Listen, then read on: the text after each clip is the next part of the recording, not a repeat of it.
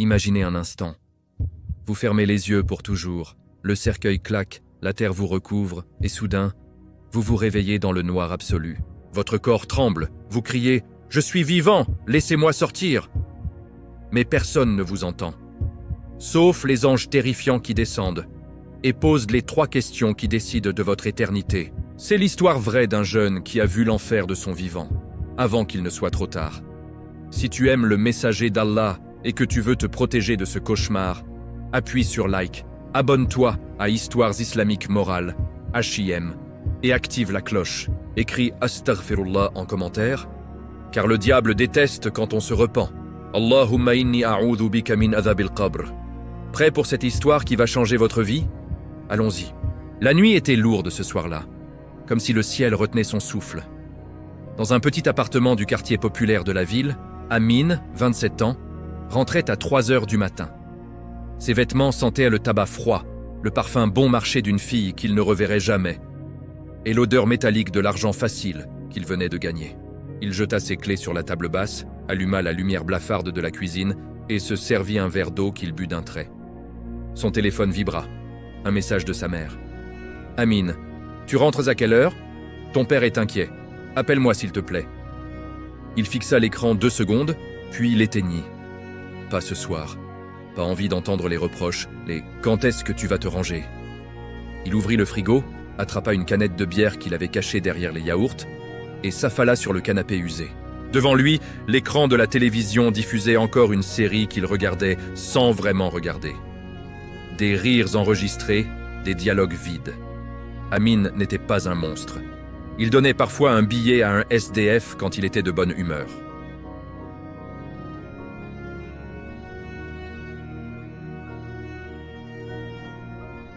Demain je change », se disait-il souvent. Demain n'arrivait jamais. Cette nuit-là pourtant, quelque chose était différent. Il se sentait lourd. Pas fatigué, non. Comme si son âme pesait des tonnes. Il posa la canette à moitié vide, se frotta les yeux et murmura pour lui-même « Ya Allah, si tu existes vraiment, fais-moi un signe, n'importe quoi, juste que je sente que je ne suis pas seul. » Il ricana de sa propre phrase. « Pathétique, pensa-t-il. » Il se leva, alla dans sa chambre, enleva son t-shirt taché et se laissa tomber sur le lit. Le sommeil le prit d'un coup, brutal, comme une main qui l'attrape par la nuque et le tire vers le fond. Et puis, le noir, pas le noir du sommeil, un noir absolu, un noir qui respire. Il ouvrit les yeux, ou du moins, il crut les ouvrir. Mais il n'y avait rien, pas de plafond, pas de mur, pas de lumière sous la porte. Juste cette sensation oppressante que quelque chose l'entourait, quelque chose de vivant. Soudain, un bruit, un claquement sec, comme une planche qu'on pose sur une autre, puis un deuxième, puis un troisième. Il comprit. On était en train de clouer son cercueil. Son cœur explosa dans sa poitrine. « Non! Non! Non !» Il hurla. Il se redressa d'un coup, mais sa tête heurta le bois au-dessus de lui. La douleur fut réelle. Trop réelle. « Je suis vivant! Laissez-moi sortir, s'il vous plaît, je vous en supplie !» Il tapa des poings, des pieds. Il griffa le bois jusqu'à ce que ses ongles saignent. Rien. Pas un son de l'extérieur, pas une voix, pas un « chut, c'est fini ». Juste le silence. Et l'odeur. L'odeur de la terre humide qui commence à tomber sur le cercueil. Ploc, ploc, ploc. Il se mit à pleurer comme un enfant. « Maman, papa, quelqu'un, je vous en prie. » Et puis, le silence devint encore plus lourd. Il sentit le sol bouger sous lui. Non, pas le sol. Le cercueil descendait. On l'enterrait. Quand le mouvement s'arrêta, il y eut un moment de calme terrifiant. Il haletait, la sueur coulait dans ses yeux. Il murmura, presque sans voix, « C'est pas possible, c'est un cauchemar, je vais me réveiller. » Mais il ne se réveilla pas. Soudain, la planche au-dessus de lui sembla se soulever légèrement. Pas beaucoup, juste assez pour qu'un filet d'air glacial passe. Et avec l'air, une voix. Non, 2 voix. Profondes, calmes, inhumaines. Amin ibn, nom de son père. Il se figea. Personne ne l'avait appelé comme ça depuis des années. « Lève-toi ». Il ne voulait pas obéir, mais son corps se redressa tout seul, comme tiré par des fils invisibles. Il se retrouva assis dans son cercueil, dans le noir complet, face à deux silhouettes immenses. Elles étaient là, les deux anges. Mais pas ceux des images pieuses avec des ailes blanches et des sourires doux. Non, ceux-là étaient terrifiants. Leurs visages étaient durs, leurs yeux comme des braises. Leur voix faisait vibrer les os. Le premier parla. « Qui est ton Seigneur » Amin ouvrit la bouche, mais rien ne sortit. Sa langue était sèche, sa gorge bloquée. Il savait la réponse. Il l'avait apprise petit, mais les mots refusèrent de venir. Le deuxième ange répéta plus fort « Qui est ton Seigneur » Amin sentit une douleur aiguë dans la poitrine, comme si on lui écrasait le cœur. Il essaya encore. Rien. Alors le premier ange leva une masse énorme, faite d'un métal noir et brûlant. Il ne dit rien. Il frappa. Un choc indescriptible. Comme si tout son corps explosait de l'intérieur. Et Latos, il hurla pour de bon. « Yarab! Argini! Argini !»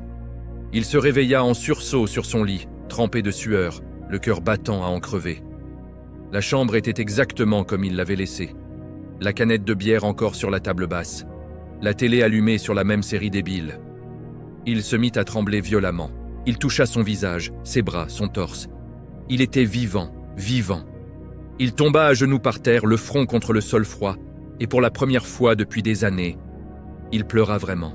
« Allah, Allah, je t'ai vu, je t'ai senti, pardonne-moi. » Il resta comme ça longtemps, jusqu'à ce que l'aube commence à éclairer la pièce. Et ce matin-là, quelque chose avait changé en lui. Quelque chose d'irréversible. Mais la route était encore longue. Très longue. Fin du chapitre 1. Si cette histoire t'a touché au plus profond de ton cœur, si tu veux savoir ce qui s'est passé ensuite pour Amin, appuie sur like pour montrer que tu aimes les rappels qui sauvent, abonne-toi à Histoires islamiques morales, HIM, et active la cloche pour ne rater aucun épisode. Et écris en commentaire « Astaghfirullah » ou « Allahumma igfirli » parce que le diable déteste quand on demande pardon. Allahumma inni a'udhu bika min adhabil qabr wa min adhabil nar. À très bientôt pour le chapitre 2, si Allah veut. Le soleil se levait à peine sur la ville quand Amin sortit de chez lui ce matin-là. Pour la première fois depuis des années, il n'avait pas la gueule de bois, pas de cigarette au bec. Il avait peur. Pas la peur qui paralyse, mais celle qui pousse à bouger. Une peur salutaire, comme un coup de fouet divin. Il marcha droit vers la mosquée la plus proche, celle où il allait enfant avec sa grand-mère. Aujourd'hui, il y entrait comme un étranger. Ses pas étaient hésitants, ses épaules voûtées. Il s'arrêta devant la porte, inspira profondément. Son cœur battait si fort qu'il l'entendait dans ses oreilles. « Ya Allah, si tu m'as donné ce cauchemar pour me réveiller, aide-moi à ne pas reculer. » Il entra. L'odeur de musc et de tapis usés le frappa comme un souvenir enfoui. Amin se dirigea vers le coin des ablutions. Il se lava les bras, le visage, passa l'eau sur sa tête. Chaque geste lui semblait étranger et en même temps familier. Quand il eut fini, il se tint devant le miroir fêlé. Il se regarda vraiment pour la première fois depuis longtemps. Les cernes noires, la barbe mal taillée, les yeux rougis. Il murmura « Astaghfirullah, Astaghfirullah al-Azim ». Il alla s'installer au fond de la salle de prière. Il ne savait même plus combien de raka'at il devait faire. Pendant qu'il était assis là, un homme d'une 50aine d'années s'approcha doucement. C'était l'imam adjoint, Cheikh Bilal. « Salam alaykoum, Aki. Je ne t'ai pas vu ici depuis longtemps. » Amin releva la tête, gêné. « Wa alaykoum salam. » Oui, c'est vrai, j'étais ailleurs. Cheikh Bilal s'assit à côté de lui sans rien demander de plus. Après un silence, il dit simplement « Le prophète a dit, celui qui se repent d'un péché est comme s'il n'avait jamais commis ce péché. Tu es là maintenant, c'est ce qui compte. » Amin sentit une boule monter dans sa gorge. « J'ai fait un rêve, horrible. J'étais dans ma tombe, les anges, ils m'ont frappé, un serpent, le feu. J'ai crié à Allah de me ramener, et il l'a fait. » Cheikh Bilal ne sembla pas surpris. Il hocha la tête lentement. Allah envoie parfois des avertissements en rêve à ceux qu'il aime encore. Il ne laisse pas ses serviteurs s'égarer complètement sans leur tendre une main. Mais la main est tendue. À toi de la saisir. Amin baissa les yeux. J'ai peur de ne pas tenir. J'ai des amis, des habitudes, des dettes, des choses que j'ai faites et que je ne peux pas effacer. Effacer, non, mais réparer, oui, commence petit. La constance sur peu vaut mieux que l'abandon sur beaucoup. L'adhan retentit. Amin se leva avec les autres. Pour la première fois depuis des années, il pria en congrégation. Il sentit les larmes monter pendant la prosternation. Il ne les retint pas. Personne ne le regarda de travers. Au contraire, un frère à sa droite lui posa doucement la main sur l'épaule après le salam final. « Allah ibarek fik, akhi. Bienvenue parmi nous. » Amin sortit de la mosquée le cœur un peu plus léger, mais la bataille ne faisait que commencer. Le soir même, son téléphone vibra sans arrêt. Ses potes du quartier. Messages vocaux, appels manqués. « Yo Amin, ce soir y a le plan. T'es où, frère ? On t'attend au spot habituel. Ramène les billets, hein ?» Il fixa l'écran. Son doigt tremblait au-dessus du bouton « Répondre ». Il pouvait dire oui, retourner à l'ancienne vie. Mais il se rappela la sensation du bois du cercueil contre ses ongles, le bruit des mottes de terre, la voix des anges. Il coupa son téléphone, le posa face contre la table et alla faire ses ablutions pour prier Maghrib. Cette nuit-là, il dormit mal. Des images revenaient, le serpent noir, la masse de fer, le feu qui léchait les parois du tombeau. Il se réveillait en sursaut, faisait wudu, priait 2 rak'at, puis se recouchait. Le lendemain, il alla voir sa mère. Il frappa à la porte de la maison familiale. Sa mère ouvrit, surprise. Elle le regarda de haut en bas, les yeux déjà humides. « Amin !» Il ne sut pas quoi dire. Alors il se contenta de baisser la tête et murmura « Maman, je suis désolé. Pour tout, pour les années où je t'ai fait souffrir, pour les mots durs, pour l'absence. » Elle le serra dans ses bras sans un mot. Longtemps, il sentit ses larmes à elle couler sur son épaule. Quand elle le relâcha, elle dit simplement « Entre, mon fils, et reste cette fois. » Il passa la journée avec eux. Aïda, son père, a réparé la fuite dans la salle de bain. Joua avec ses neveux. Écouta sa mère lui raconter les dernières nouvelles du quartier. Pour la première fois depuis longtemps, il se sentit chez lui. Mais le soir, seul dans sa chambre d'enfant, le doute revint. Et si je n'y arrive pas ? Et si je retombe ? Il ouvrit le Coran posé sur l'étagère, poussiéreux. Il l'ouvrit au hasard, Surat Al-Mulk. Il lut le premier verset à voix haute. « Tabaraka alladha biyadihil mulku wa huwa ala kulli shay'in qadar » Il continua, verset après verset, jusqu'à la fin. Et pour la première fois, il comprit vraiment ce que signifiait la sourate qui sauve de l'azab al-Qabr. Il la lut une deuxième fois, puis une troisième. Avant de dormir, il fit une dua longue, sincère. « Ya Rab, tu m'as montré l'horreur pour que je change. Ne me laisse pas seul. Renforce mon cœur. Éloigne de moi les mauvaises compagnies. Protège-moi du shaitan. Fais de moi ton serviteur repentant. Amin. » Il s'endormit sur le tapis de prière, le Coran ouvert contre sa poitrine. Mais le lendemain matin, un nouveau test l'attendait. Un de ses anciens amis frappa à la porte de la maison familiale, avec un sourire carnassier et une proposition qu'il savait très difficile à refuser. La route du repentir venait à peine de commencer. Et déjà, le shaitan murmurait à son oreille. Fin du chapitre 2. Si ce chapitre t'a fait ressentir la lutte intérieure d'Amin, si tu te reconnais un peu dans ses hésitations, appuie sur like pour soutenir ces rappels qui touchent le cœur, abonne-toi à Histoires islamiques morales et active la cloche pour recevoir le chapitre 3. Et écris en commentaire « Allahumma a'inni ala dhikrika wa shukrika wa husni ibadatika » ou simplement « Astaghfirullah ». Allahumma tawil umurana fi ta'atika wa a'inna ala taqwaka. À très bientôt, Inch'Allah, pour le chapitre 3, où la tentation frappe fort. Chapitre 3. La tentation frappe à la porte. Et elle connaît son nom. Le soleil tapait fort sur la petite cour de la maison familiale quand la sonnette retentit. Amin était en train d'aider sa mère à étendre le linge. Il s'essuya les mains sur son jogging et alla ouvrir, pensant que c'était le voisin. Mais ce n'était pas le voisin, c'était Karim, son ancien meilleur ami depuis le collège, celui avec qui il avait partagé ses premières cigarettes, ses premières soirées, ses premiers plans rapides pour se faire de l'argent. Karim, avec son sourire en coin, sa casquette à l'envers, sa chaîne en or qui brillait trop fort au soleil. « Salam alaikum, ya legend !» lança Karim en s'avançant. Il tapa dans la main d'Amin, mais Amin retira la sienne. « Wa alaikum salam. Qu'est-ce que tu fais là ?» Karim ricana, jeta un œil autour de lui comme s'il inspectait un terrain à conquérir. « J'ai entendu dire que t'étais revenu chez maman, que t'avais arrêté les conneries. J'ai cru à une blague, je suis venu vérifier. » Amin resta silencieux. Il sentait déjà le piège se refermer. Karim sortit une enveloppe épaisse de sa poche arrière et la fit claquer contre sa paume. « 150 000, cash, juste pour une soirée. T'as rien à faire de compliqué. Tu viens avec moi, tu fais le guet. Pendant que je règle une affaire, et tu repars avec ta part. Comme avant, facile, rapide. Et t'as besoin d'argent, non? Ta mère a toujours des factures? Ton père ses médicaments? » Amin sentit son estomac se nouer. L'argent, toujours l'argent. C'était le fil le plus solide que le shaitan utilisait. « J'ai arrêté, Karim. Vraiment arrêté. » Karim éclata de rire, un rire faux, forcé. « Arrêté, toi?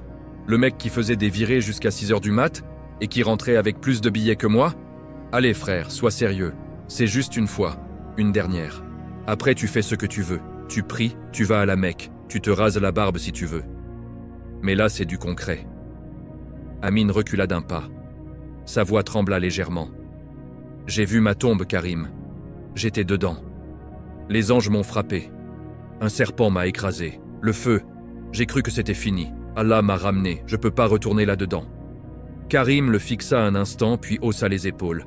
« Un rêve, c'est tout. T'as fumé un truc bizarre avant de dormir, voilà. Moi aussi, j'ai fait des cauchemars après des nuits trop longues. Ça passe. » Il tendit l'enveloppe. « Prends, juste pour ce soir. Demain, tu reprends ta petite vie de mosquée.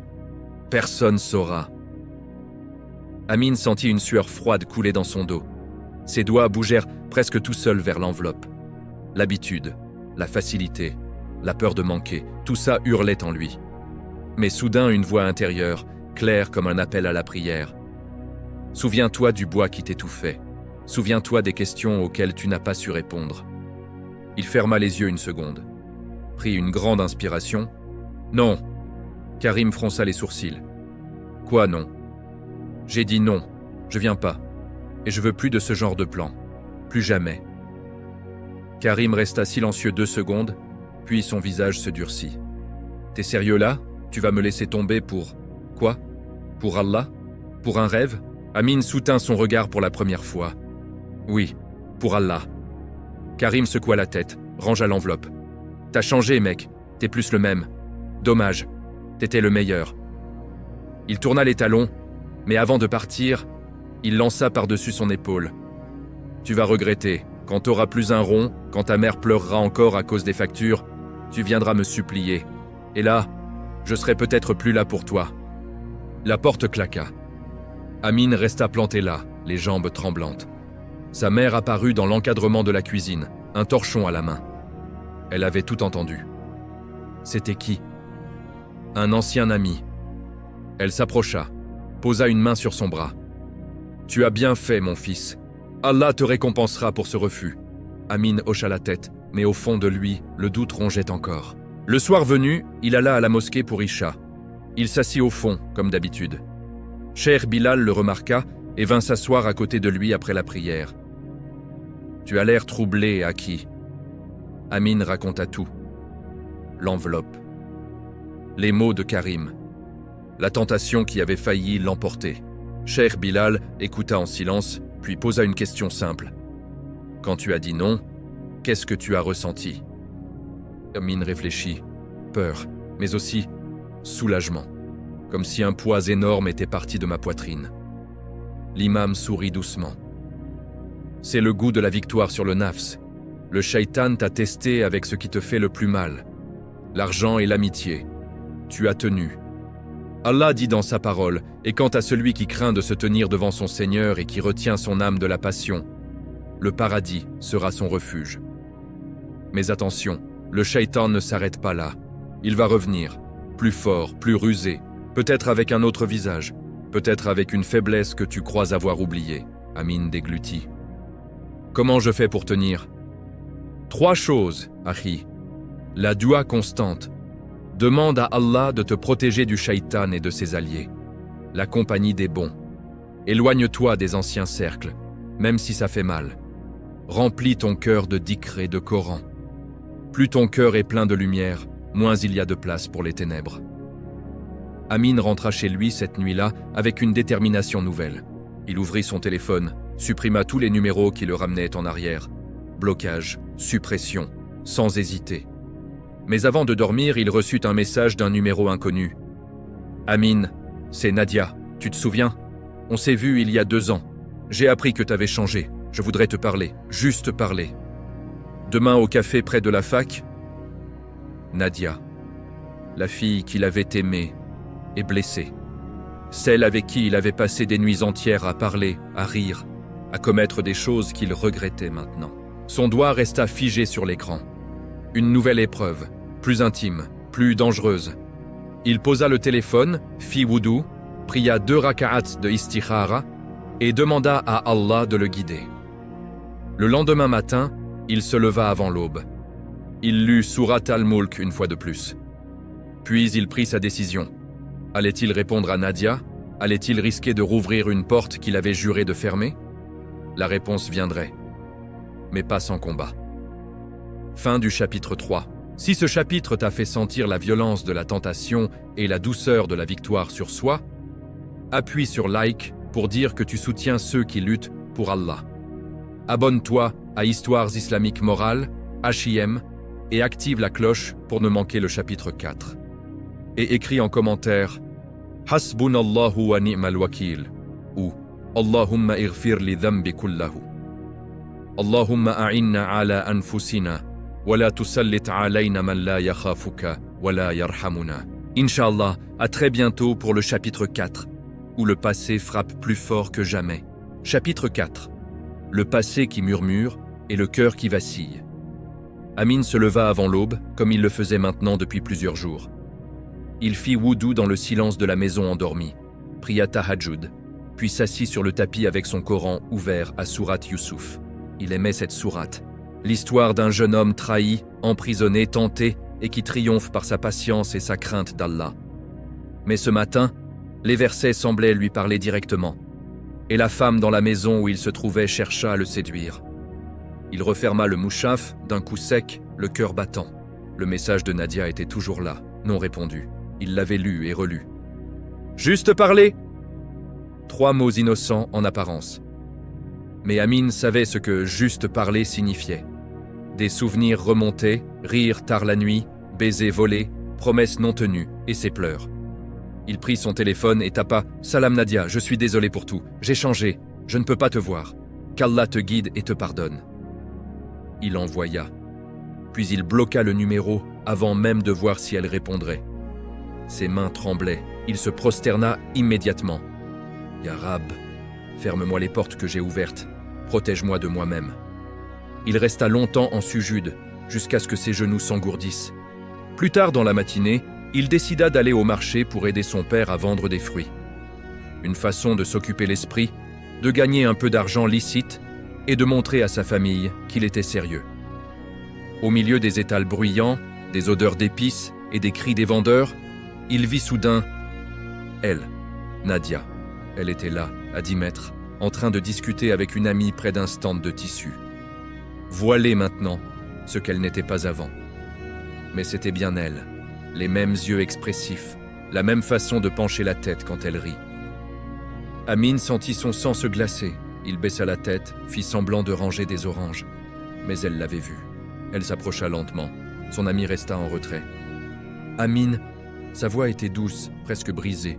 Il releva les yeux, forcé. « Salam alaykoum. »« Wa alaykoum salam.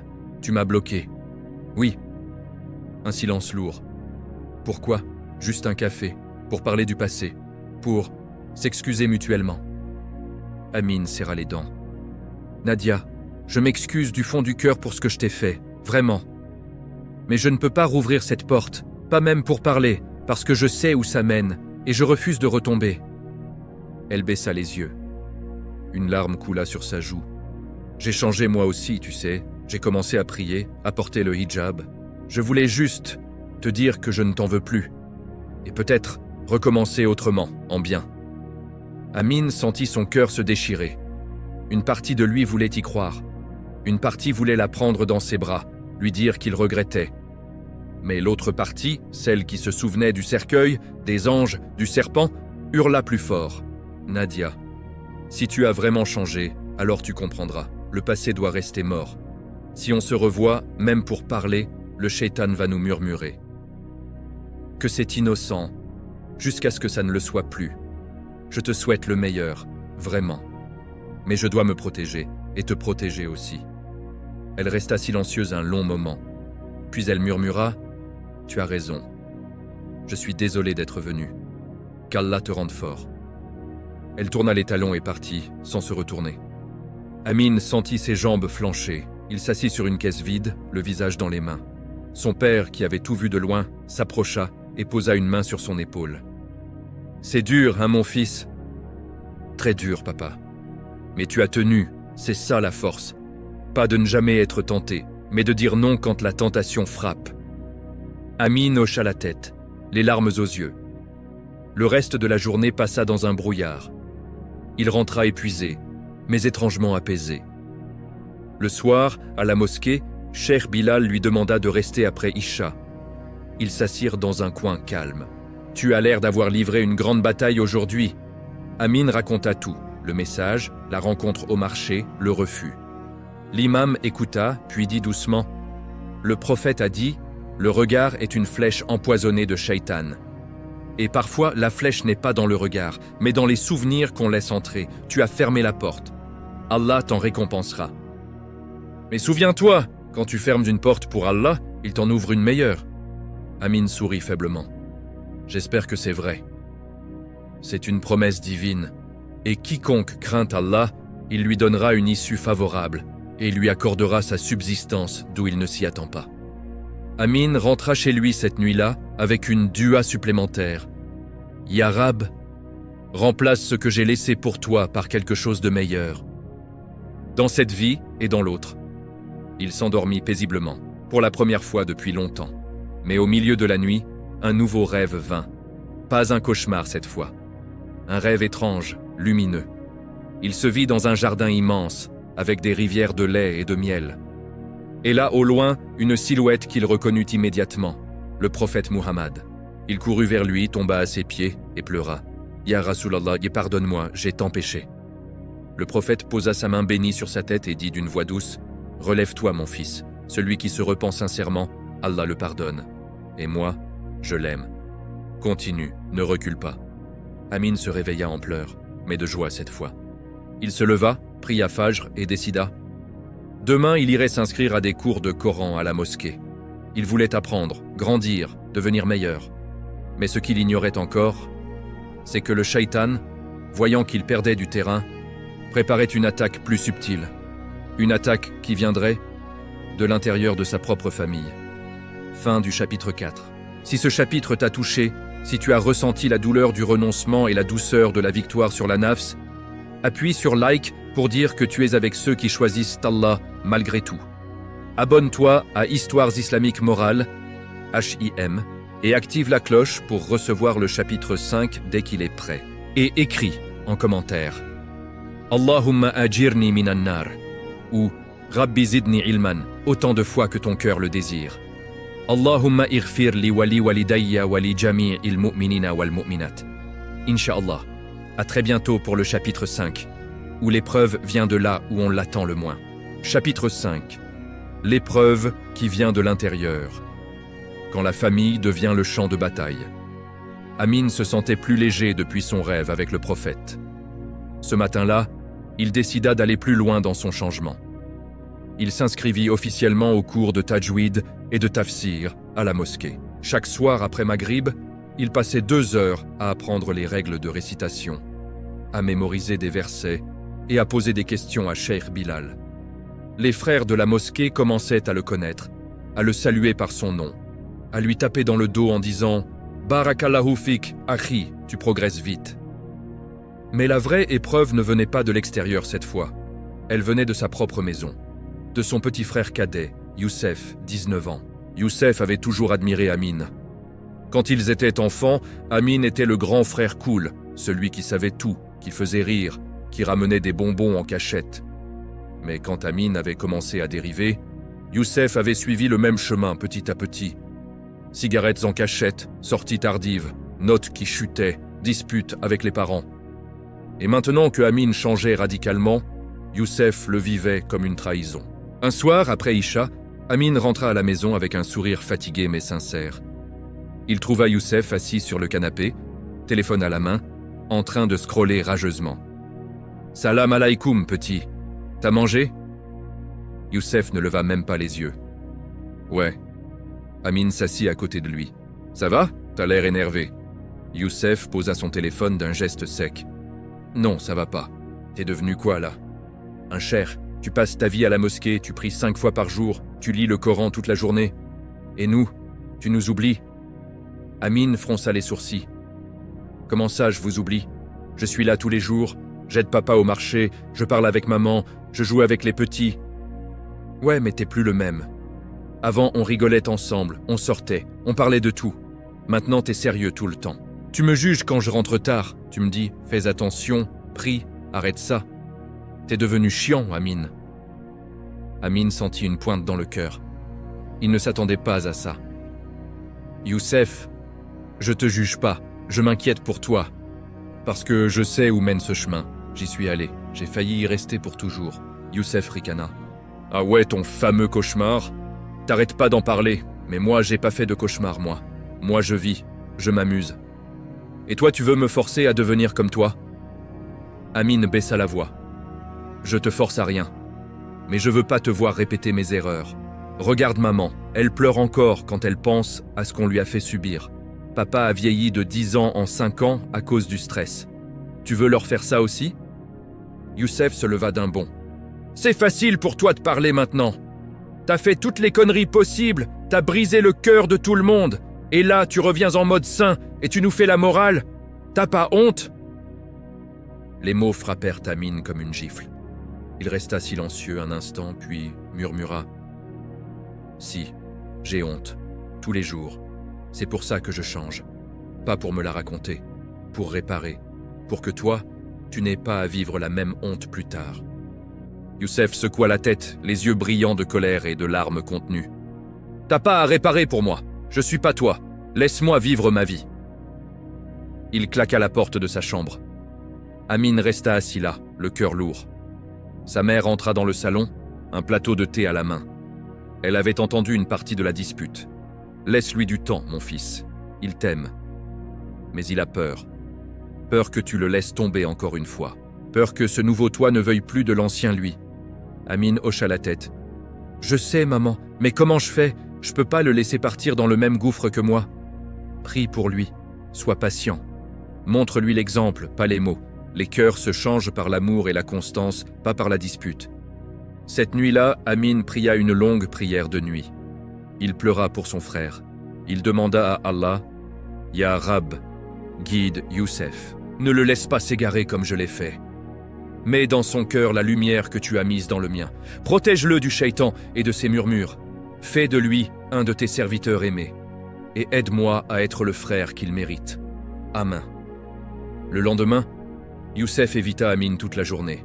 Il partit tôt, rentra tard. Amin ne dit rien. Il continua simplement. Il préparait le petit déjeuner pour tout le monde, aidait aux tâches, souriait, parlait doucement. Mais le soir suivant, la situation dégénéra. Youssef rentra ivre. Pour la première fois, il ne se cacha même pas. Il tituba dans le salon, l'haleine chargée d'alcool. Leur père se leva d'un bond. « Youssef, qu'est-ce que c'est que ça ?» Youssef ricana. « Quoi ? J'ai bu un peu, c'est pas la fin du monde. Pas comme certains qui se prennent pour des prophètes maintenant. » Amin se leva calmement, s'approcha de son frère. « Viens, je t'aide à aller te coucher. » Youssef le repoussa violemment. « Touche-moi pas. T'es qui pour me dire quoi faire ? T'as fait pire que moi. T'as vendu des trucs. T'as menti. T'as... » Il s'arrêta net, comme s'il regrettait déjà d'avoir dit ça devant les parents. Le silence fut assourdissant.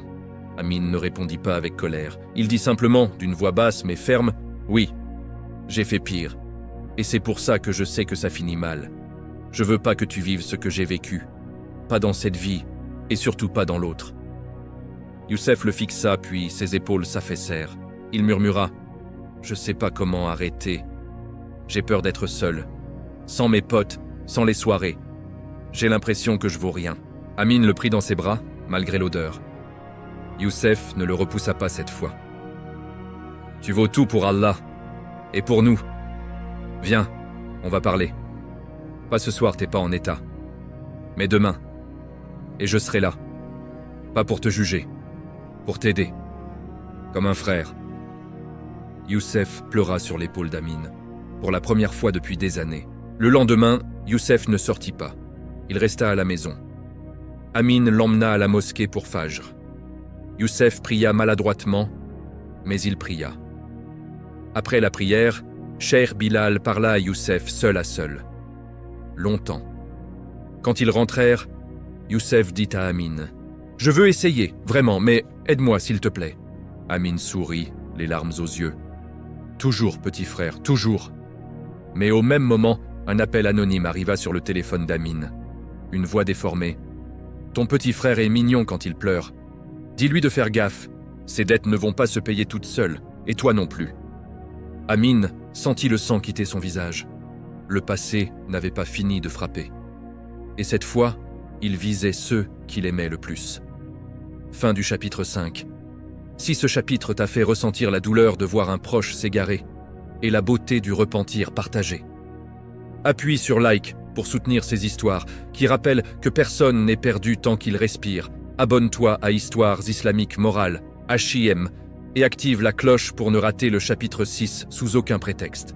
Et écris en commentaire Allahumma ihdi ikhwani wa akhawati fi al-Islam.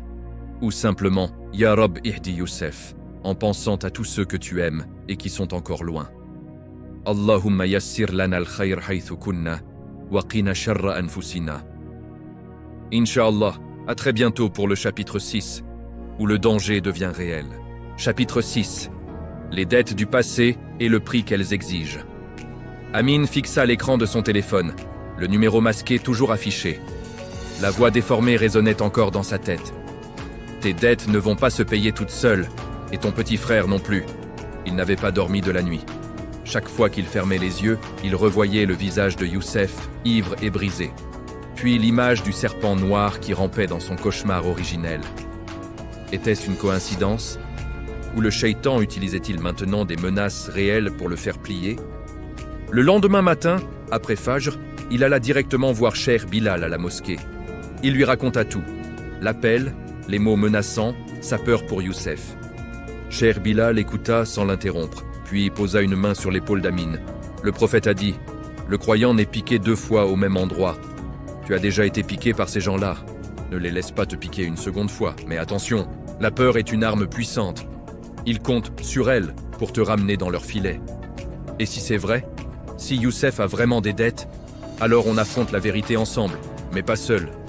Va parler à ton frère. Calme, sans colère. Et viens me voir après. On priera Istikara tous les 3. » Amin rentra à la maison le cœur serré. Youssef était dans la cuisine, buvant un verre d'eau. « Youssef, faut qu'on parle. » Le jeune homme se raidit. « Encore ? C'est sérieux cette fois. J'ai reçu un appel hier. Quelqu'un sait que tu as des problèmes d'argent. Ils ont mentionné tes dettes. » Youssef blêmit. Le verre trembla dans sa main. « C'est rien. Juste un peu d'argent. Combien ? » Silence. « Combien, Youssef ? 800 000, environ. » Amin sentit le sol se dérober sous ses pieds. C'était énorme. Pour eux, c'était des années de travail. À qui ? À des gars du quartier. Karim m'a présenté. Il disait que c'était facile à rembourser. Juste un petit boulot par-ci par-là. Amin ferma les yeux. Karim. Bien sûr. Et t'as fait quoi comme boulot ? Youssef baissa la tête. J'ai transporté des paquets. Je savais pas exactement ce qu'il y avait dedans. Mais j'ai compris après. C'était pas bon. J'ai arrêté. Mais ils veulent leur argent, avec les intérêts. Et si je paye pas, ils ont dit qu'ils viendraient ici, qu'ils s'en prendraient à la famille. Amin sentit une rage froide monter en lui. Pas contre son frère, contre ceux qui profitaient de sa faiblesse, contre lui-même, qui avait ouvert cette porte des années plus tôt. Pourquoi tu m'as rien dit? Parce que t'étais parti. T'étais plus là. Et quand t'es revenu, t'étais devenu parfait. Je voulais pas que tu me vois comme un raté. Amin le serra dans ses bras. T'es pas un raté, t'es mon frère, et on va régler ça, ensemble. Mais plus de secrets, plus de mensonges. On va à la mosquée ce soir. On parle à Cheikh Bilal, et on trouve une solution halal, même si ça prend du temps. Youssef hocha la tête, les larmes coulant. J'ai peur, Amin. Vraiment peur. Moi aussi. Mais Allah est plus fort qu'eux. Le soir venu, ils allèrent tous les deux à la mosquée. Cheikh Bilal les reçut dans son petit bureau. Il écouta Youssef raconter son histoire, sans jugement, sans interruption. Puis il dit « Les dettes illicites sont un poison, mais le repentir sincère est un antidote. Vous allez faire deux choses. Arrêtez tout contact avec ces gens immédiatement. Bloquer, ignorer, changer de numéro si besoin. Rembourser ce qui est possible, même petit à petit, mais seulement le capital. Pas les intérêts usuraires.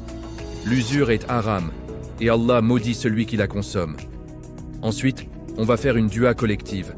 Et toi, Youssef, tu vas commencer à venir au cours avec ton frère. Pas pour te punir, pour te reconstruire. » Youssef accepta. Ils prièrent ensemble, longtemps. Mais 2 jours plus tard, le danger devint concret. Amin et Youssef étaient au marché, en train de ranger les caisses de fruits, quand 3 hommes s'approchèrent. L'un d'eux était Karim. Les 2 autres, plus costauds, des visages durs, des regards vides. Karim sourit, comme si c'était une visite amicale. « Salam alaykoum, les frères. » On vient discuter affaires. Amin se plaça devant Youssef, instinctivement. « Y a rien à discuter. On rembourse ce qu'on doit. Pas plus, et sans intérêt. » Karim ricana. « T'es devenu dur en affaires, hein? Avant t'étais plus souple. Avant j'étais perdu. Maintenant je suis guidé. Laissez-nous tranquilles. » Un des costauds s'avança. 800 000 plus les intérêts. Ça fait 1,2 million maintenant. Payez demain ou on revient. Et on prend ce qu'on veut. Amin sentit la peur lui serrer la gorge. Mais il pensa à son cauchemar, au serpent, au feu, à la main du prophète sur sa tête. Il répondit calmement. On vous donnera ce qui est dû. Le principal, pas un centime de plus. Et si vous touchez à ma famille, sachez que je porterai plainte. Et qu'Allah voit tout. Karim secoua la tête. T'as vraiment changé. Dommage. T'étais utile avant. Ils partirent. Mais Amin savait que ce n'était pas fini. Ce soir-là, il raconta tout à ses parents. Sa mère pleura. Son père, qui avait toujours été discret, dit simplement « On vend la vieille moto et quelques bijoux de ta mère. On paie ce qu'on peut. Le reste, on le gagne honnêtement, ensemble. » Amin refusa d'abord, mais son père insista. « C'est notre famille. On ne laisse pas un frère tomber. » Ils rassemblèrent de ce qu'ils purent, 400 000 en cash. Le reste, ils promettèrent de le trouver en travaillant plus. Amin alla voir un frère riche de la mosquée, un commerçant honnête. Il lui expliqua la situation sans mensonge. L'homme écouta puis dit « Je te prête 500 000, sans intérêt, rembourse quand tu peux, et prie pour moi. » Amin pleura de gratitude.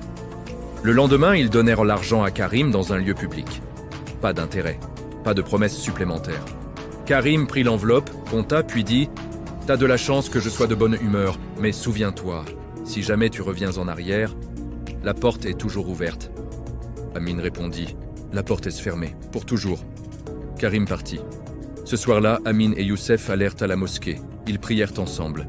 Youssef fit sa première prière complète sans faute depuis des années. Après, il murmura à Amin « Merci, grand frère. » Amin sourit. C'est Allah qu'il faut remercier. Et maintenant, on continue. Plus fort. Mais au fond de lui, Amin savait que le vrai combat n'était pas fini. Le shaitan avait perdu une bataille. Mais il préparait la guerre. Et la prochaine épreuve viendrait, sous la forme d'une opportunité trop belle pour être vraie. Fin du chapitre 6.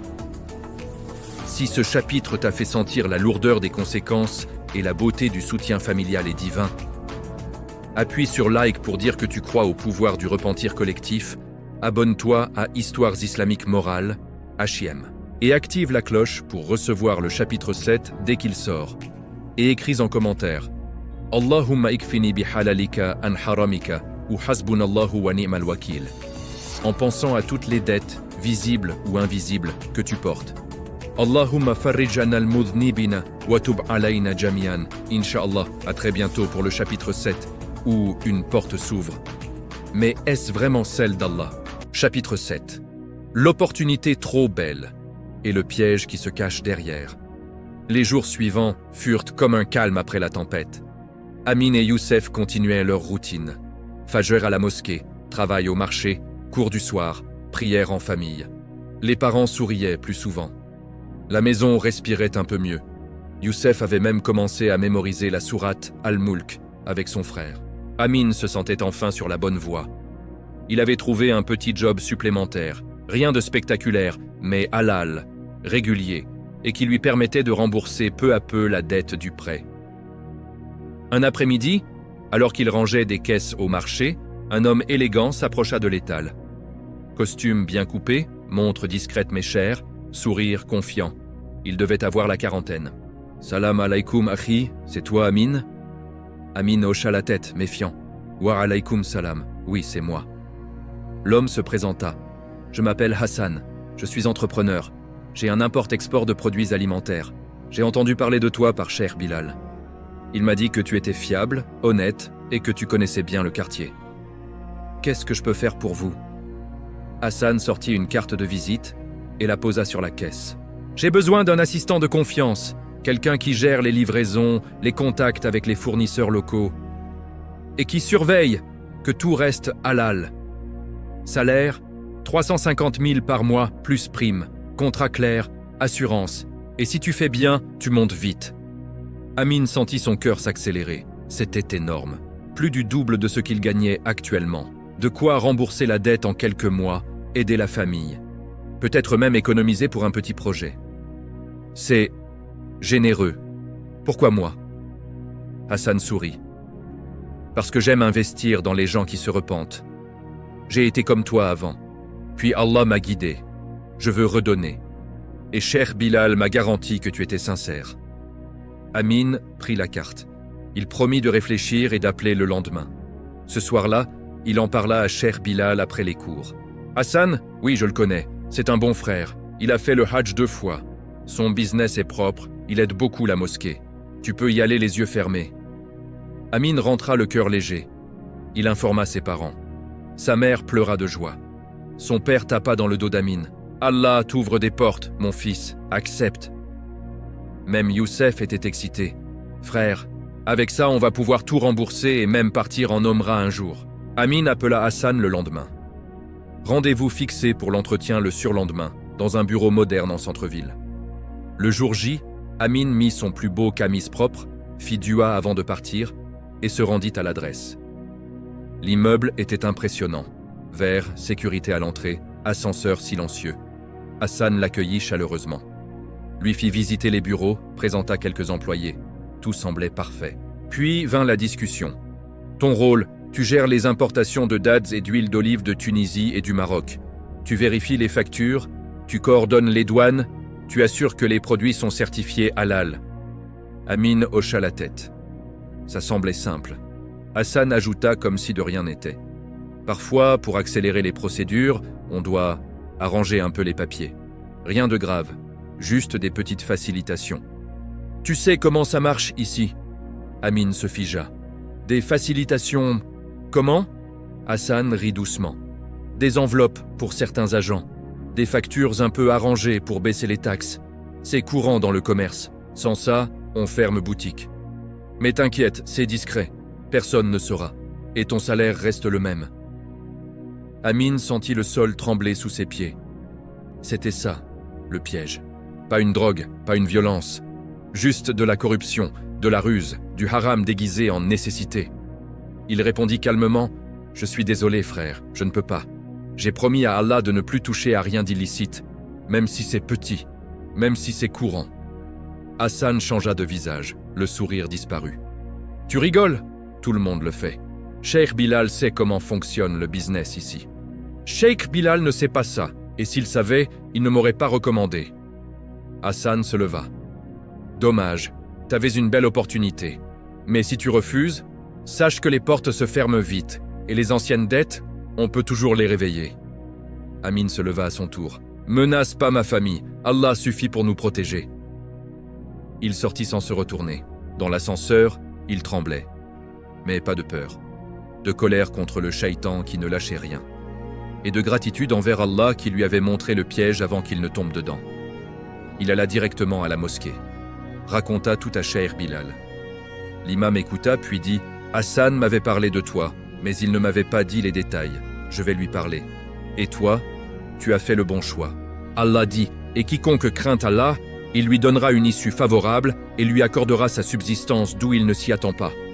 Ton risque n'est pas chez Hassan, il est chez Allah. » Amin rentra chez lui et raconta à sa famille. Ils furent choqués, mais fiers. Youssef dit « Frère, t'as refusé 350 000 pour rester droit. Moi, j'aurais peut-être craqué.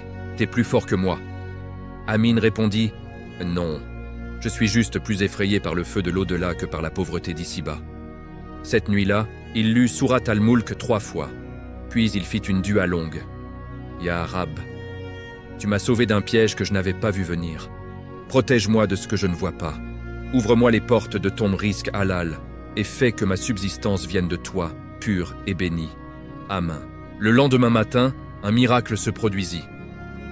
Un frère de la mosquée, propriétaire d'une petite boulangerie halal, appela Amin. « J'ai besoin d'un gérant fiable. Salaire modeste au début, 180 000. Mais si tu travailles bien, on partage les bénéfices. Et c'est 100% halal, pas de combine. Tu commences quand ?» Amin accepta sans hésiter. Ce n'était pas 350 000, mais c'était pur. Et ça suffisait. Le shaitan avait perdu encore une manche, mais Amin savait que la guerre continuait. Et la prochaine épreuve serait la plus personnelle de toutes. Elle viendrait sous la forme d'une solitude profonde et d'une tentation intérieure qu'il croyait avoir vaincue depuis longtemps. Fin du chapitre 7. Si ce chapitre t'a fait ressentir combien le halal peut coûter cher et combien il vaut plus que tout l'or du monde, appuie sur like pour témoigner que tu choisis Allah même quand c'est dur. Abonne-toi à Histoires islamiques morales et active la cloche pour ne pas manquer le chapitre 8. Et écris en commentaire Allahumma arzuqni rizqan halalan tayyiban. Out hasbunallahu wa ni'mal wakil.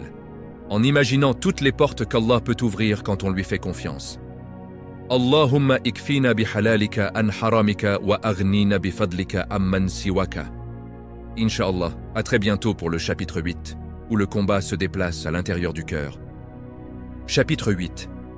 La solitude qui ronge et la tentation qui revient de l'intérieur. Les semaines passèrent comme un rêve paisible. Amin travaillait maintenant à la boulangerie halal. Il ouvrait tôt, préparait les pains chauds qui embaumaient tout le quartier. Le salaire était modeste, mais chaque franc était propre. Chaque soir, il rentrait avec l'odeur de levain sur les vêtements et un sourire fatigué, mais vrai. Youssef progressait aussi. Il venait presque tous les jours, au cours de Coran, priait en congrégation. Il avait même arrêté de fumer complètement. Les parents voyaient leurs 2 fils changer sous leurs yeux. La maison était remplie de rires et de duas collectives après chaque repas. Mais au milieu de cette paix apparente, une ombre grandissait en silence. La solitude. Amin n'avait plus de potes pour traîner. Les anciens amis avaient disparu, les uns après les autres. Les nouvelles relations à la mosquée étaient belles, fraternelles, mais superficielles encore. Il n'avait personne avec qui partager les détails intimes de sa journée, les doutes qui revenaient la nuit. Et surtout, il n'avait personne pour aimer. Pas d'épouse, pas de fiancé, pas même une perspective. À 27 ans, il voyait ses anciens camarades se marier les uns après les autres. Il rentrait seul dans sa chambre, priait seul, mangeait seul parfois quand les autres étaient occupés. La nuit, quand le silence était trop lourd, une pensée revenait sans cesse. Et si tu mérites pas ça? Et si Allah te punit en te laissant seul pour tes péchés passés? Il chassait la pensée avec du dhikr, mais elle revenait, plus insistante. Un soir, après Isha, il resta à la mosquée jusqu'à la fermeture. Cheikh Bilal le remarqua et s'approcha. « Tu restes tard ces jours-ci, à qui? Quelque chose te pèse ?» Amin hésita, puis lâcha. « Je me sens seul, vraiment seul. J'ai changé pour Allah, j'ai tout laissé. Mais parfois, j'ai l'impression que j'ai rien gagné en retour. Pas d'amis profonds, pas de familles à moi. Juste moi et mes regrets. Cheikh Bilal s'assit en face de lui. La solitude du repentir est une épreuve. Le prophète a dit « Le musulman qui se retire du monde pour se rapprocher d'Allah, Allah se rapproche de lui. Mais le shaitan profite de ce vide pour murmurer. Il te fait croire que tu es puni, alors que tu es peut-être en train d'être purifié. » Amin baissa les yeux. « Et si je n'arrive plus à tenir, si la faiblesse revient ? Quelle faiblesse ?» Amin rougit légèrement. « Les désirs, ceux que j'ai combattus, ils reviennent la nuit. Des images, des souvenirs. Je lutte, je fais wudu, je prie. Mais parfois, j'ai peur de perdre. » Cheikh Bilal ne montra aucune surprise. « C'est normal, le nafs ne meurt pas d'un coup, il agonise. Et le shaitan frappe quand tu es faible, fatigué, seul, affamé spirituellement. La solution n'est pas de te flageller. C'est de remplir ce vide avec ce qu'Allah aime. » Il posa une main sur l'épaule d'Amin. « Demain, après Fajr, viens me voir. On va parler mariage. Pas pour te marier demain, mais pour préparer ton cœur. Et en attendant, augmente le jeûne volontaire. Le jeûne brise les désirs. Et entoure-toi. Invite des frères chez toi, va chez eux. La solitude est un terrain fertile pour le shaitan. » Amin rentra cette nuit-là avec un plan. Il décida de jeûner les lundis et jeudis, de lire plus de Coran, d'appeler un frère de la mosquée pour discuter après le travail. Mais le shaitan ne dormait pas. Une nuit, vers 2h du matin, Amin se réveilla en sueur. Un rêve intense. Pas un cauchemar de tombe cette fois. Un rêve tentateur. Des images qu'il croyait avoir oubliées, des sensations qu'il avait fuies. Il se leva d'un bond, fit wudu froid, pria 2 raka'at, puis s'assit en pleurs. « Ya Arabe, je suis faible. Pardonne-moi. Ne me laisse pas tomber. » Il ouvrit son téléphone pour écouter une récitation. Mais par erreur, ou pas, il tomba sur un ancien contact WhatsApp. Une fille qu'il avait connue avant, qui lui avait envoyé un message il y a des mois. « Si un jour tu changes vraiment, fais-moi signe. Je suis toujours là. » Il fixa le message. Son doigt effleura le clavier. « Juste un bonjour, juste pour parler. Pas plus. » La voix intérieure hurla. « Non, souviens-toi du cercueil !» Il ferma l'application, supprima le contact, puis alla sur YouTube et mit une vidéo de sourate Youssouf, la sourate de la tentation vaincue. Il lut à voix haute le passage où Youssouf dit « Mon Seigneur, la prison m'est plus aimable que ce à quoi elle m'invite. » Et il pleura. Longtemps. Le lendemain, il parla à Cheikh Bilal de tout. Le rêve, le message, la lutte. L'imam sourit doucement. « Tu as gagné une bataille cette nuit, Aki. Pas en étant fort tout seul, mais en appelant Allah au secours. C'est ça, la vraie force. » Il ajouta « J'ai une sœur en islam qui cherche un époux pieux. Pas riche, pas parfait, mais repentant et constant. Veux-tu que je parle d'elle à sa famille ?» Amin sentit son cœur s'ouvrir. « Oui, Inch'Allah, mais doucement, je veux mériter ça. » Cheikh Bilal hocha la tête. « Tu mérites déjà d'essayer, parce que tu combats. » Ce jour-là, Amin jeûna. Il travailla avec plus d'énergie. Il invita Youssef et 2 frères de la mosquée à manger chez eux le soir. Ils rirent, parlèrent de Coran, firent du dhikr ensemble. La solitude s'allégea un peu. Mais au fond de lui, il savait que la vraie épreuve n'était pas finie. Parce que le mariage, quand il viendrait, apporterait ses propres tests. Et le shaitan attendait patiemment le moment où Amin baisserait sa garde. La prochaine porte qui s'ouvrirait serait celle d'une rencontre inattendue. Fin du chapitre 8. Si ce chapitre t'a touché au plus profond, si tu as ressenti cette lutte silencieuse contre soi-même, et la douceur quand on s'accroche à Allah, appuie sur like pour dire que tu es avec ceux qui combattent leur naf jour après jour. Abonne-toi à Histoires islamiques morales, HIM, et active la cloche pour ne rater le chapitre 9. Et écris en commentaire Allahumma ighfir li wa tub alayya innaka antat tawwabur rahim ou Rabbi la tadarni fardan wa anta khayrur warithin. Une dua du prophète quand il se sentait seul. Allahumma qawwi qulubana ala ta'atika wa a'inna ala anfusina. Inch'Allah, à très bientôt pour le chapitre 9, où le destin frappe à la porte sous une forme inattendue. Les mois suivants furent une lente reconstruction. Amin travaillait dur à la boulangerie, arrivant à 4 heures du matin pour allumer le four. Il pétrissait des centaines de pains, servait les clients avec un sourire sincère. Les habitués l'appelaient Amin le Pieux. Il gagnait assez pour rembourser le prêt, aider ses parents et mettre de côté pour l'avenir. Youssef, son frère, avait trouvé un emploi. Il rentrait chaque soir avec des histoires drôles et jeûnait les lundis et jeudis avec son frère. La famille priait ensemble. La maison, autrefois pleine de silence lourd, résonnait maintenant de « Alhamdulillah » et de rire. Cheikh Bilal avait tenu parole. Il avait parlé d'Amin à la famille d'une jeune sœur nommée Aïcha, 25 ans. Orpheline de père, vivant avec sa mère et sa petite sœur. Un jour, après Dour, Cheikh Bilal appela Amin. « Akhi, la famille d'Aïcha accepte une première rencontre. Tu viens ?» Amin sentit son cœur cogner comme un tambour. « Oui, Inch'Allah. » Il passa la nuit à prier istikhara. Il demanda à Allah « Si elle est bonne pour ma religion, ma vie et mon akira, fais que ça se passe. » Le lendemain, il se prépara comme pour le jour le plus important de sa vie. Camise blanc, parfum discret, dua sur les lèvres. Youssef le taquina. « Frère, t'as l'air d'aller demander la main de la fille du roi. » Amin rit nerveusement. Cheikh Bilal l'accompagna.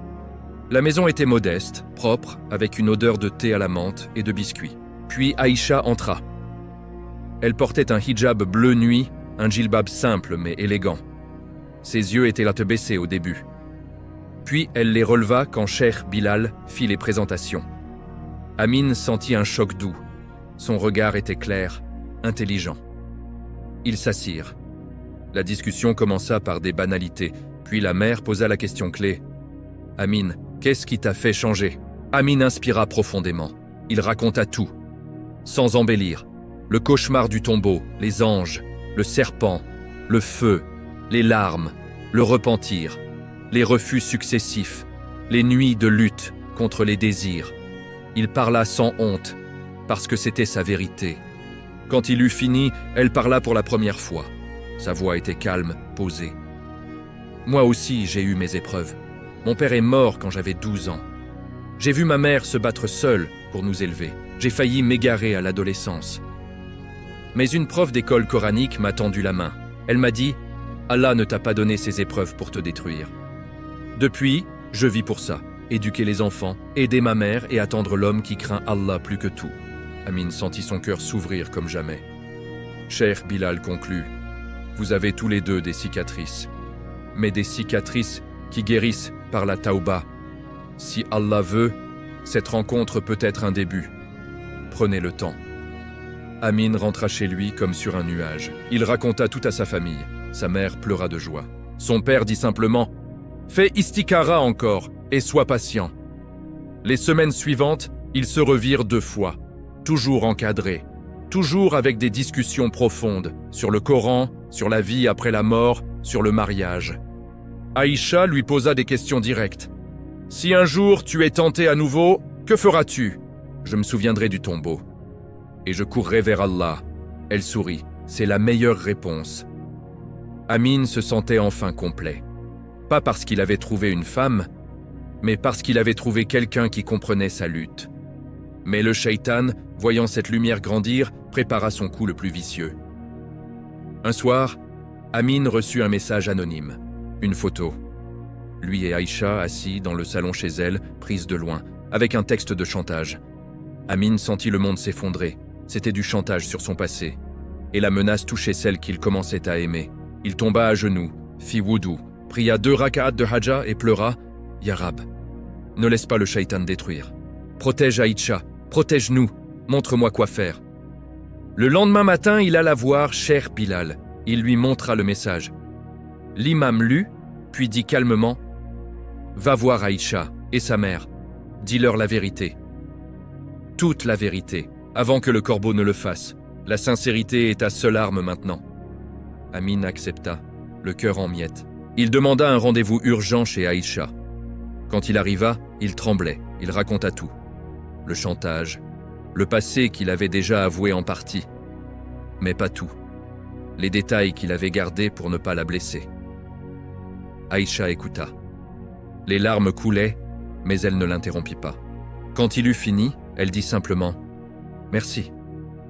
Merci d'avoir eu le courage de me le dire toi-même. » Puis elle se tourna vers sa mère. « Maman, je veux l'épouser. Pas parce qu'il est parfait, mais parce qu'il est honnête, même quand ça fait mal. » La mère pleura aussi. Puis elle dit « On va payer ce qu'il demande ?» Amine secoua la tête. « Non, on va porter plainte. Et je vais assumer. S'il envoie quoi que ce soit, je dirai la vérité moi-même, même si je perds tout. » Cheikh Bilal, qui était venu avec lui, ajouta « Et nous serons là. La Oumma protège ses repentants. » Ce soir-là, Amine bloqua le numéro. Il changea ses comptes. Il pria toute la nuit. Le lendemain, aucun message. Aucune photo envoyée. Le corbeau avait disparu. Peut-être par peur. Ou peut-être parce qu'Allah avait détourné le mal. Quelques semaines plus tard, les deux familles se réunirent pour fixer la date du nikah. Amine et Aïcha se marièrent, dans une petite mosquée, simplement. Pas de fête extravagante, juste du Coran, des duas, des sourires et une promesse. Se soutenir dans la taouba jusqu'au dernier souffle. Cette nuit-là, Amine prit la main d'Aïcha et murmura « Merci ». Elle répondit « Merci d'avoir cru en Allah ». Et pour la première fois depuis son cauchemar, Amine s'endormit sans peur. Mais l'histoire n'était pas finie, car le vrai test viendrait avec la maladie. Fin du chapitre 9. Si ce chapitre t'a ému, si tu as ressenti la puissance de la sincérité et la miséricorde quand on choisit la vérité, appuie sur like pour dire que tu crois au pardon divin et à l'amour bâti sur la taouba. Abonne-toi à Histoires islamiques morales, HIM, et active la cloche pour recevoir le chapitre 10, le dernier. Et écris en commentaire Allahumma barik lana fi azwajina wa dhurriyyatina ou Rabbi habli min ladunka zurriyatan tayyibatan, en pensant à ceux qui attendent encore leur moitié halal. Allahumma aj'al khawatimana khayran wa tawaffana muslimin. Inch'Allah, à très bientôt pour le chapitre 10, la fin de l'histoire et le début de l'éternité. Chapitre 10. Le dernier souffle et la promesse tenue. Les années passèrent comme un souffle doux après la tempête. Amine et Aïcha vécurent une vie simple, mais pleine de baraka. Leur petit appartement devint une maison. 2 enfants naquirent, un garçon nommé Muhammad et une fille nommée Fatima. Chaque soir, la famille se rassemblait pour lire le Coran.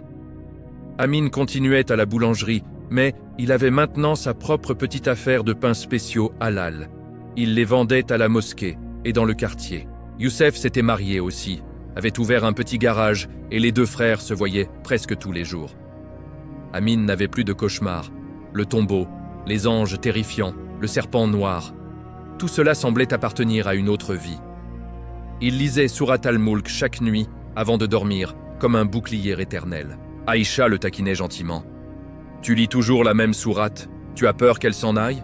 Il répondait en souriant. « Non, j'ai peur d'oublier d'où je viens. » Mais la vie, même pieuse, n'épargne personne. Un matin d'hiver, Amine se réveilla avec une fatigue inhabituelle. Il crut d'abord à un rhume, puis la toux arriva, puis la fièvre. Les médecins diagnostiquèrent une maladie rare des poumons, aggravée par les années passées à fumer avant son repentir. Les traitements étaient chers, les chances minces. Les médecins dirent simplement « Profitez du temps qu'il reste ». Amine ne paniqua pas. Il rentra chez lui, serra Aïcha dans ses bras et lui dit « Allah m'a donné plus que je ne méritais, des années pour me repentir, une épouse comme toi, des enfants qui prient. Si c'est l'heure, je suis prêt. » Aïcha pleura, mais elle répondit « Alors on va vivre ces derniers jours comme si c'était les premiers, avec tawakkul et shukr. » Ils passèrent les mois suivants dans une intensité spirituelle rare. Amine augmenta ses prières, ses aumônes, ses lectures. Il réunit sa famille un soir et leur dit « Si je pars, ne pleurez pas trop longtemps. Priez pour moi. Donnez la sadaka en mon nom. Et rappelez-vous, la taouba sincère efface tout, même ce que j'ai fait avant. » Il appela Youssef, Cheikh Bilal, ses parents. Il demanda pardon une dernière fois à chacun. Il écrivit une lettre pour ses enfants, à ouvrir quand ils seraient grands. « Muhammad, Fatima, votre père a été faible, très faible. mais Allah est plus miséricordieux que tout. Ne jugez jamais quelqu'un sur son passé. Regardez son aujourd'hui et son demain. Et aimez votre mère comme je l'ai aimée, avec respect, avec dua, avec patience. Un soir, la douleur devint insupportable. Amin était alité, entouré de sa famille. Aïcha lui tenait la main. Muhammad et Fatima, encore petits, récitaient la shahada près de lui. Youssef pleurait en silence dans un coin. Amin murmura « La ilaha illallah, Muhammad Rasulullah ». Puis il sourit, un sourire paisible, comme s'il voyait quelque chose de beau. Les anges. Ils sont beaux cette fois, il sourit. Il ferma les yeux, son dernier souffle fut calme. Pas de cris, pas de peur. Juste un soupir léger, comme quelqu'un qui rentre enfin chez lui. Ils l'enterrèrent le lendemain matin. Une foule immense vint. Frères de la mosquée, clients de la boulangerie, voisins, même certains anciens, amis, qui avaient entendu parler de sa transformation. Cheikh Bilal fit un court discours. Amin n'était pas un prophète. Il n'était pas un savant. Il était un serviteur qui a trébuché, qui est tombé très bas et qui s'est relevé par la main d'Allah. Son histoire nous rappelle, tant qu'il y a un souffle, il y a une chance. Et Allah aime celui qui revient à lui. Quand ils refermèrent la tombe, personne ne l'entendit crier « Je suis vivant !» parce qu'il n'avait plus peur, parce qu'il savait où il allait. Dans le barzakh, les deux anges descendirent. Mais cette fois, leurs visages étaient lumineux, leur voix douce. « Qui est ton Seigneur ?»« Allah. »« Quelle est ta religion ?»« L'islam. »« Qui est ton prophète ?»« Muhammad, sallallahu alayhi wa sallam. » La tombe s'illumina. Elle devint un jardin parmi les jardins du paradis. Une brise parfumée souffla. Amin sentit une paix qu'aucun mot ne peut décrire. Et dans un coin de ce jardin, il vit une silhouette familière. Le prophète, qui lui sourit et dit « Bienvenue mon fils, tu as tenu parole. » Amin tomba en prosternation, pleurant de joie. « Alhamdulillah, Alhamdulillah. » Et pendant que sa famille pleurait sur terre, lui riait au ciel. Nous apprenons de cette histoire qu'Allah ne ferme jamais la porte du repentir. Même après des années de péché, même après des chutes terribles, il suffit d'un pas sincère vers lui, et il court vers nous. Allahumma inni a'udhu bika min adhabil qabr, wa min adhabil nar, wa min fitnatil mahya wal mamat, wa min fitnatil masihid dajjal. Ô Allah, pardonne-nous nos péchés, à nous et à nos parents, à nos frères et sœurs en islam. Accorde-nous une belle fin, un barzakh lumineux, et rassemble-nous avec ton prophète bien-aimé au paradis le plus élevé. Amin ya Rab al-Alamin. Fin de l'histoire d'Amin. Si cette série t'a touché au cœur, si elle t'a rappelé que le repentir est toujours possible, si tu veux que d'autres histoires comme celle-ci continuent à te rappeler Allah et son messager, appuie sur like pour dire merci à Allah pour ses rappels, abonne-toi à Histoires islamiques morales, HIM, et active la cloche pour ne rater aucune nouvelle histoire qui pourrait sauver une âme. Et écris en commentaire Allahumma ajalni min at-tawabina ou Astaghfirullah al-azim alladhi la ilaha illa huwa al-hayyul qayyum wa atubu ilayh. Autant de fois que ton cœur le demande. Qu'Allah nous pardonne à tous, nous guide et nous réunisse au paradis avec ceux qu'il aime. Barakallahu fikum. À très bientôt pour une nouvelle histoire, Inch'Allah.